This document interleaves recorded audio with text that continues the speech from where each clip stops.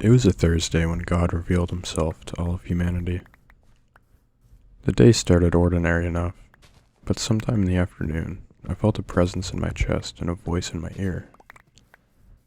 "I have returned," the voice said. As it just so happened that everyone had heard that voice. Everyone had felt that presence, and soon everyone stepped out of their dwellings and looked up at the sky and saw the clouds disappear and a brilliant light shine for just an instant, a moment, a light so brilliant it couldn't have belonged to the sun, and it had to have been something else. And it was clear, the feeling in our hearts was certain, the Lord was real, and he was here. What happened next was likely what you would have expected. The world became kinder, more compassionate, not by virtue of an intrinsic force of goodness overtaking us, but rather the fear of retribution. You didn't want to fight, didn't want to insult, didn't want to judge, because you didn't know what would happen when you did. A safe life, with the recent supernatural developments, was one that contained a bit more charity, a bit more turning the other cheek, a bit more feigned grace. Fake it till you make it, after all. I watched for signs of what would change next. We were all under the watchful eye, but at least it felt, incorrectly, we would realize that the Almighty's interventions had been minimal so far. Everyone found out at their own pace that death had become a thing of the past. Some knew immediately, when their loved ones in hospice care saw remarkable turnarounds in health. Others missed the memo until mass consensus had been established. When scientists and statisticians alike revealed that, by every known metric, natural disasters, car crashes, heart attacks, the number of daily reported deaths had plummeted from an average of 160,000 to 0. Life went on, and as it did, I started hearing whispers of what worship was. Depending on who you talked to, online or at the water cooler, you'd hear a different rumor, a different interpretation. It wasn't until my mom was called upon that I knew what it was. I remember it vividly. 7 o'clock after dinner. Mom got up from her seat in the living room, got ready, donned her coat, stepped towards the shoe rack. "Where are you heading, hun?" my father asked her. "I've been summoned." "I'm sorry?" "The Lord has summoned me for worship." I remember just how odd the moment felt. Life had been tinged with a certain unreality since the grand question was blown wide open. Seeing Mom head for the door both did and didn't make any sense. Had it been any other year, we would have thought she was doing a bit. "Did you, need a ride?" my dad asked, confused. "The Lord would like me to walk," she responded. Then she turned the knob and went outside. I was 17 at the time. My brother was 20. We both asked Dad if we should follow her. He told us to stay home, that he'd accompany her and figure out what was going on. He didn't return until the next evening. We rushed downstairs when we heard the front door open, hoping we'd catch both parents entering. Instead, it was just him, disheveled, weary, a muted expression on his face. I'll never forget the way he looked at us. "She's standing in a field," he said. Then, there are other people there too. 4 months passed since Mom was called to worship. During that time, we learned something more about God's interventions. The new commandments, as I've termed them in my brain, were panning out as the following.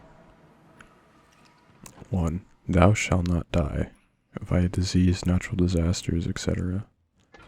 Thou shalt be called to worship at a random time. Now I'll admit, Now I'll admit neither of those are as catchy as the OG commandments. This is, after all, not the official word of the Lord, merely just my reading of the tea leaves. Commandment 3 came to me in a dream. Kidding. It came to me in a YouTube video.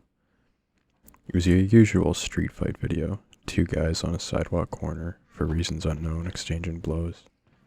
Till the bigger of the two got the upper hand and started wailing and wailing.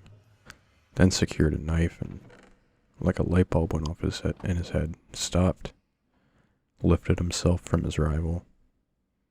The guy getting his ass handed to him stood up also. Then both of them just walked, single file, empty expressions on their faces. Manchurian candidate shit. So, if thou attempt to kill another, thou shalt immediately be summoned to worship, was the takeaway. But what, pray tell, was worship really? I visited my mom one afternoon to understand better. The spot she had journeyed to was an hour's drive from my home, so she must have trekked for hours that first night. I arrived at the field to the sight of thousands of people, standing evenly spaced, 3 feet apart in every direction. They all faced the same way, heads tilted slightly towards the sky, perfectly still, no movement. I maneuvered the rows for what felt like an endless amount of time. When I finally found her, it genuinely felt like I just got lucky. It was my first time seeing her since she'd been gone. I had mentally convinced myself that there was no need for me to come out here.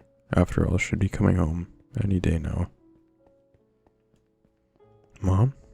I'll admit, I was a bit emotional. To my surprise, despite her fixed posture and eyes tilted up, her mouth moved. Hi, sweetheart. How are you? I'm well.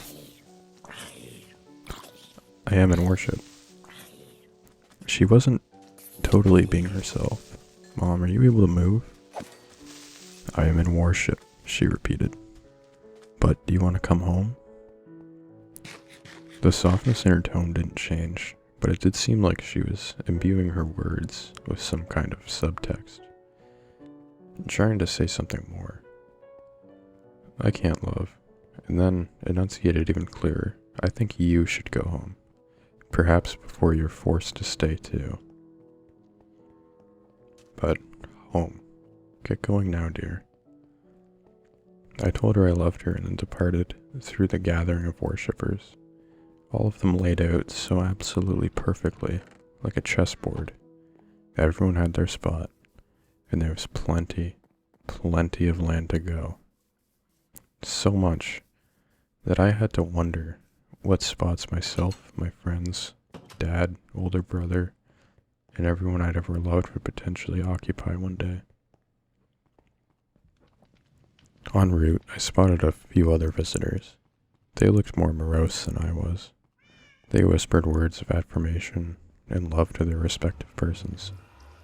Hearing responses, sure, but said responses from the corner of their loved ones' mouths, seeming light, quiet, curt, God-centric. Like they were standing at someone's gravesite, albeit more of a statue than a grave. A commemoration of someone long gone. But no one was really gone. Mom hadn't left. Worship would be over soon, it had to be. Maybe another couple of weeks, a couple of months at most, and then she'd be home. And the Lord would call someone else to take her place. When thou art in worship, thou shalt not age. Commandment 4 became common knowledge a year later. The amount of folks called to worship had steadily gone up during this time. This was global, of course, so anyone curious could at any time look up a live stream of the designated worship areas around the world to see people standing uniformly, frozen, perfectly placed in parks, beaches, city squares, you name it. Every town, every city had its place. My place, I supposed, would be the same field where Mom was, unless it filled up by the time it was my turn, in which case, it could very well have been somewhere completely random and unknown. The no aging revelation was again something discerned by the ever-decreasing amount of practicing scientists on the planet. Outside of worship, life was still progressing normally, more or less, except for that final tricky death step. Worship grief was a real term now. The experience of losing someone to God, essentially. Not yet coined was the secret counterpart buried in all our brains that God knows, literally. We weren't brave enough to speak. Worship fear. I tried my best to keep my thoughts pure. I couldn't help but assume that thoughts of blasphemy contained within the 17 or so centimeters of my brain were fair game for our omnipotent ruler to scrutinize. It was a nice fantasy, though. The idea that there might be a spot, secret corner without God's CCTV camera. Somewhere you could just be you, without fear of insubordination. Would expedite the ticket to your special place on God's canvas. Support groups existed, and so I joined one. That's where the no-aging element of worship was first pitched to me as one of the many pros of the whole construction. I didn't find Commandment 4 comforting, but I smiled and nodded nonetheless. The world was still the world, but less so. I'd still take the train to work and notice that the average of people's expressions had gone from tired and cranky to subtly mortified.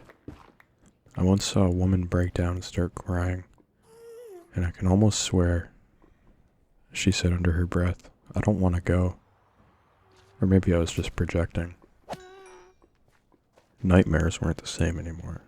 The worst dream I could have now wasn't one where I was being chased by a murderer or caught in a storm. Rather, the one where I would stop in place while I was doing something mundane. I would hear a voice in my head. The voice would say, "You have been summoned."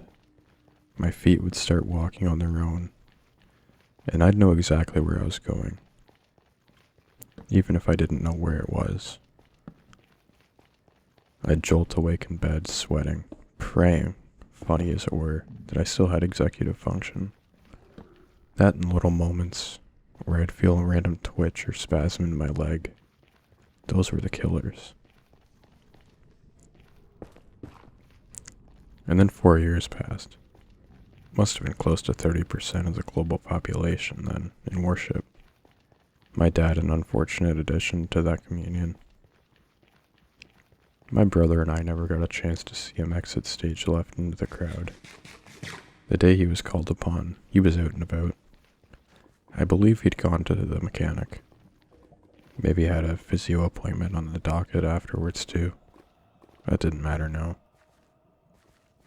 We held out hope until the third day of him being gone. The field where Mom stood was full now, and at this point, our city had quite a few landmarks for congregation. My brother and I took turns visiting these different areas to see if maybe we could catch our dad standing amongst the crowd. No luck. Around then, I started coming around to what the fifth commandment might have been. Again, this was just me spitballing. But getting any sense of rules or structure during this time was oddly a place of comfort. It was nice to know what, if any, parameters there were to this.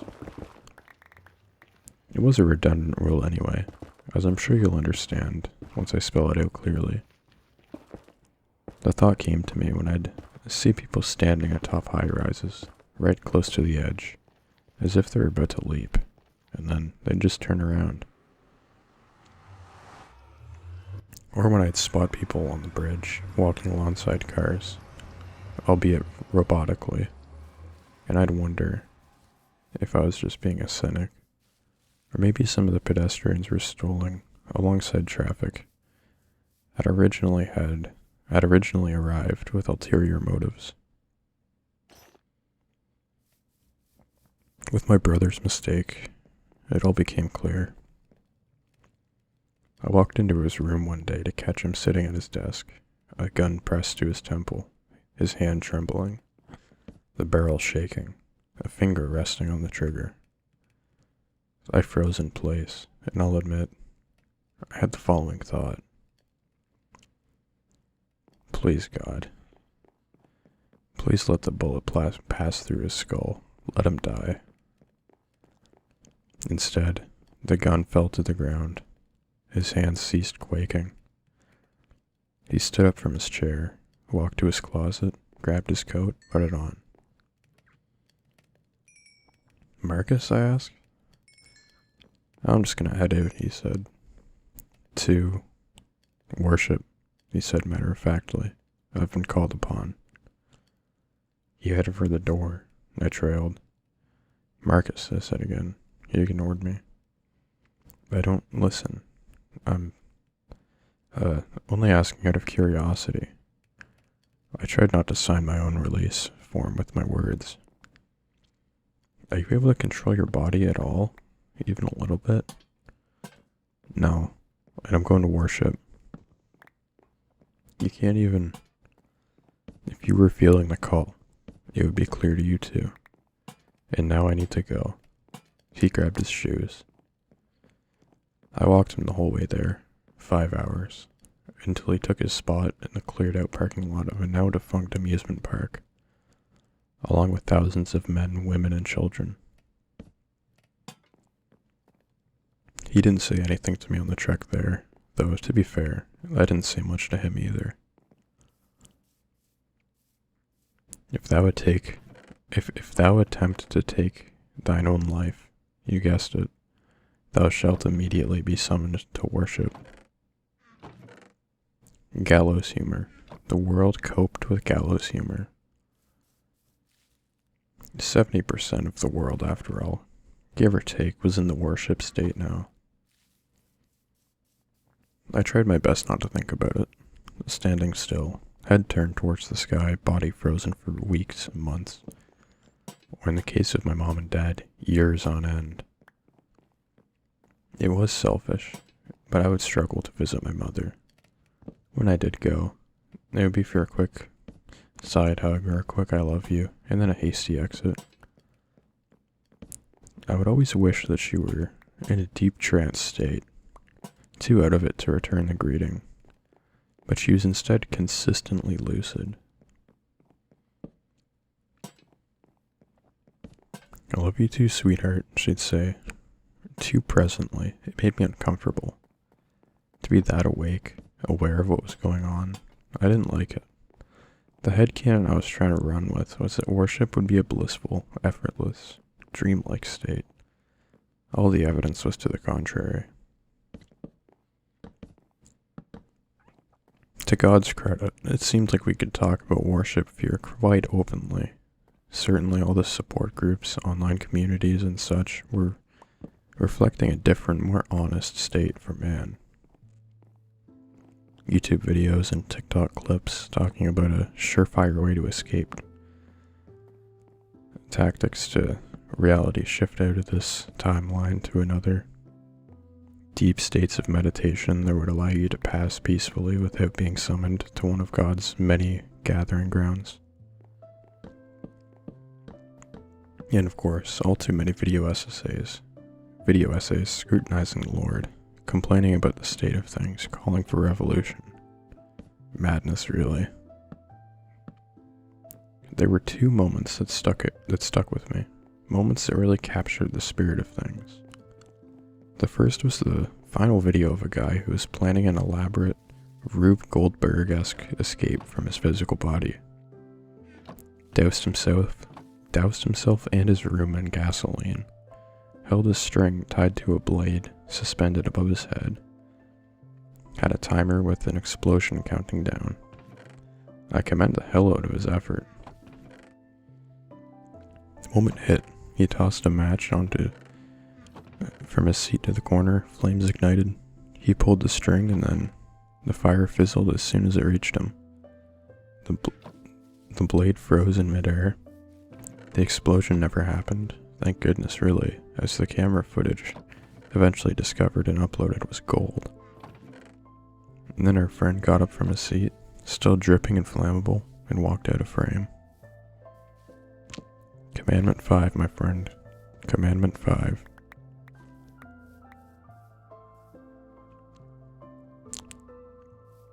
The other would be the video of the big streamer who kept faking that he'd been summoned while live on Twitch. His face would go blank, he'd get up from his seat, and he'd mechanically step out of the room. He'd done the fake out so many times that when it was the real thing, the chat was in denial for hours. Hilariously horrifying.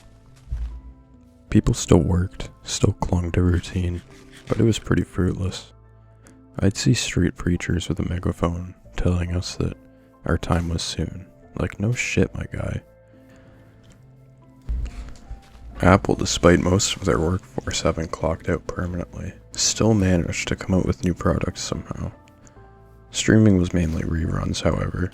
Probably hard to commit to a full season of material when your director, lead actor, lead writer, and everyone else on set could step out at a moment's notice and never come back. Less workers everywhere you went. Hey, it made sense. Less customers and all.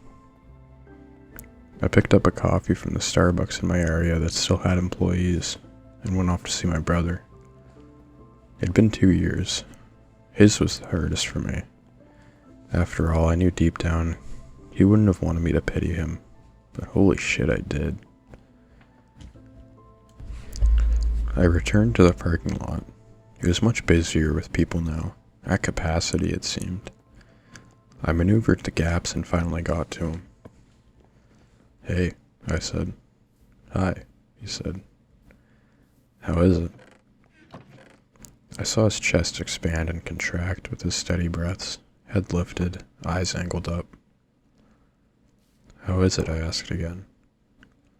"I'm in worship," he said. "It'll probably be my time soon too," I said. "Help me prepare." Again, he said nothing. "Bro," I said. Took him a while to finally speak. "You know," he said, "the thought I think about the most is that some random bullet could be flying around somehow. Just a random bullet, fired from hundreds of miles away. And it gets past God's radar, and it catches me in the back of the head, and it all goes black for me. It's my favorite thought. It's the dream that keeps me going." I didn't say anything. I couldn't say anything. There's a feeling in my chest, a sureness that this isn't gonna stop. I felt trapped. It's gonna go on like this for eternity. No heat death, just this. I put my hand on his shoulder, an empty gesture, really. I think I just needed something to keep me upright. "Please find a way to kill me," he said. And then I had to go. I think I heard him say, "Please stay, I need conversation." Or maybe I imagined it. Maybe I heard it bang on clear, but I didn't want to think about it, because it made me feel like shit. Survivorship bias is a really strange feeling. When you're the one still sinking on the Titanic. Sure, your section of the ship isn't submerged yet, but you would be down. But you would be there soon enough with Leo and the gang. Whoever was keeping track had stopped counting. Almost everyone was gone. It was dumb luck, pure and simple. Dumb luck I hadn't been called upon yet. My soft research started the moment my dad disappeared. But you can be damn sure it escalated after the conversation with my brother. I approached everything with an open mind and tried anything I could. Specific medications, incantations, prayers to the Lord for global worship session to end. I went to specific coordinates in towns where rumor had it people could actually die. My trips were immeasurably disappointing. No death to be found anywhere. The old constants, death and taxes. The new constants, immortality and worship. I was en route to my 18th or so desperate attempt to find salvation. See annihilation. a picture of a flyer that was shared to one of the many "Holy shit, we need to die ASAP" groups I was a part of detailed the church that one Rev, Lucien Ferrer, was practicing at. He made lofty promises about a support group that I was sure he wouldn't be able to deliver on, but the bottom of the flyer reading, much like a pyramid scheme. Join a community with a surefire solution to worship fear. No testimonials because we have a 100% success rate. Come and see the miracle for yourself.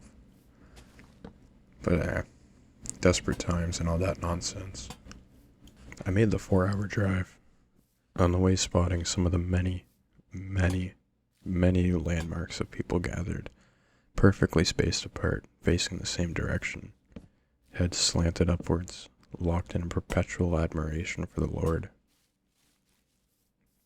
It felt like my time was closing in, like I'd stop the car any moment now, step out, walk along the side of the road until I reached my place. I arrived at the destination. The church looked desolate from the outside. It looked long abandoned. No clue what Reverend Lucien was running here, but hey, if it was just a prank, he got me. I stepped inside and then I felt it. The lack of feeling of the Lord in my chest. It felt like my bond with the Creator had been severed. By the entrance, there was a table with a sign-in form and a pen. I scribbled my name and the time. The interior stretched quite long. I took a seat in the pews. There were a few others seated in the rows. They looked like they'd been waiting there for quite some time. After a little while, a man came out on the stage. Just gonna be a couple more hours, but he should be seeing to all of you soon, he said. It felt like I was waiting at the doctor's office for an appointment. He didn't reappear for quite some time as he promised. Time stood still. I heard the tick-tick-tick of the clock. My hands on my legs. Don't move involuntarily. Don't move involuntarily. Came out, called someone else's name. Thomas Gilmore? Is there a Thomas Gilmore here? And sure enough, Thomas got up from his seat and followed the man to the back. Tick, tick, tick. Eve Merritt? Eve? That's me. Her hand shot up. That's me. And off she went to the back. Tick, tick, tick. I really, truly didn't know how much time I had left. It just says Lily here, he said, eyeing the sheet. Lily? She's just in the bathroom, another stranger said.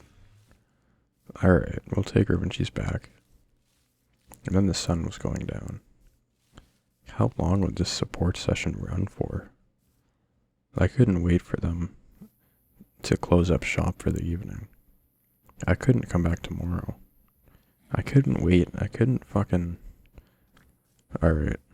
Got a Jake Miller here. Jake? Me, I shouted. Immediately, I stood from my seat. I had the horrific thought that my body would turn itself around.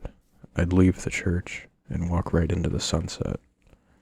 But instead, my footsteps made their way up the aisle, and then I was standing right in front of him. To the back, he said. I followed him there.